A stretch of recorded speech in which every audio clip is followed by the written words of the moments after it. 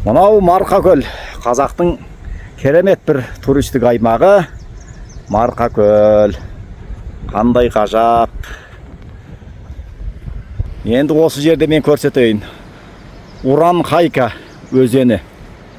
Мына жолмен барсаңыздар, ар жағында 1 километр Уранхай ауылы тұр. Уранхайка деп айтады. Уранхайка ауылы деп айтады. Бұл тура Марқакөлдің үстінде тұрған ауыл. Демалушылардың бәрі осы жерге келеді. Осы Уранхайка деген жерге келеді екен. Енді бұның қазақша атауы қалай? Уранхайка деп жүреміз. Иә?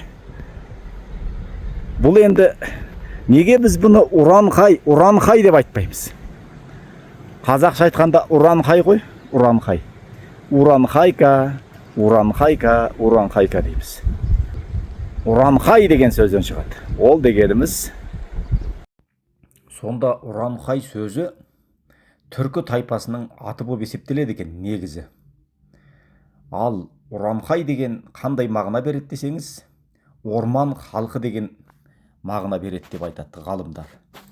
Сонда біз үйтіп шатаспауымыз керек. Уранхайка деп орысша атау берудің түк те қажеті жоқ.